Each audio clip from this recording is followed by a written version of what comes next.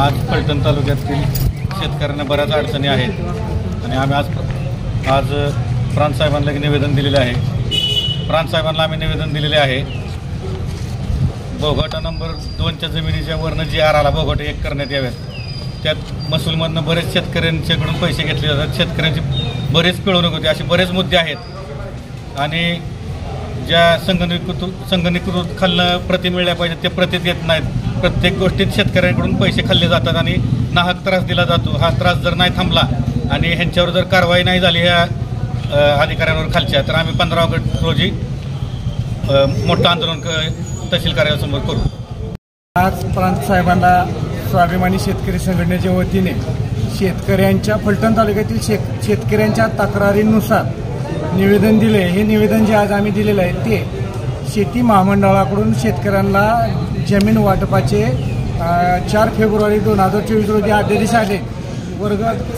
वर्ग क्रमांक 2च्या जमिनी शेतकऱ्यांना वर्ग क्रमांक 1 करून मिळण्याबाबत शासनानं तो GR काढलेला आहे। पण तो GR काढलेला असताना शेतकऱ्यांना जमिनी देत असताना वर्ग 1ची जमीन करून देत असताना तहसील कार्यालयातील काही अधिकारी हाताखालचे वर्ग क्रमांक 1ची जमीन करून घेण्यासाठी एकरी 20, 25, 30 हजार रुपये घेत आहेत आणि याचे सबब पुरावे आमच्याकडे आहेत। आम्ही जर ह्या गोष्टी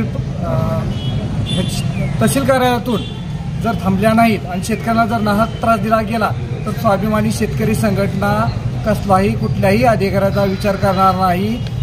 जर याच्यातून कायदा आणि सुव्यवस्थेचा प्रश्न निर्माण झाला आणि शेतकऱ्यांचं जर आंदोलन तीव्र झालं तर याला जबाबदार फलटण तालुक्यातील तहसील कार्यालय, प्रांत साहेब, तहसीलदार साहेब आणि संपूर्ण प्रशासन फलटण तालुक्यातील राहील। आज या ठिकाणी स्वाभिमानी शेतकरी संघटनेच्या वतीनं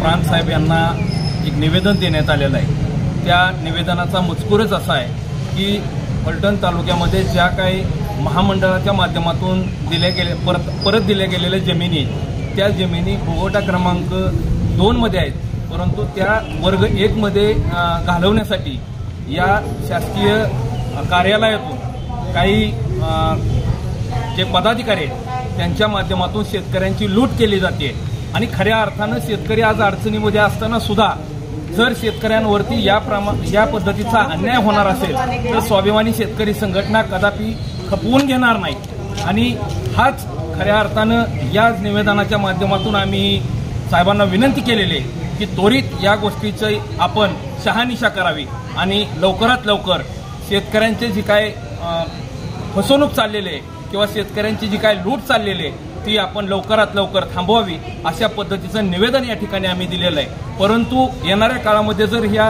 गोष्टी थांबल्या नाहीत तर 15 ऑगस्टला स्वाभिमानी शेतकरी संघटनेच्या वतीनं या ठिकाणी तहसील कार्यालय व प्रांत कार्यालयाच्या समोर स्वाभिमानी शेतकरी संघटनेचं फार मोठं आंदोलन उभा करण्याच्या आम्ही तयारीत आहोत, एवढंच या ठिकाणी सांगतो।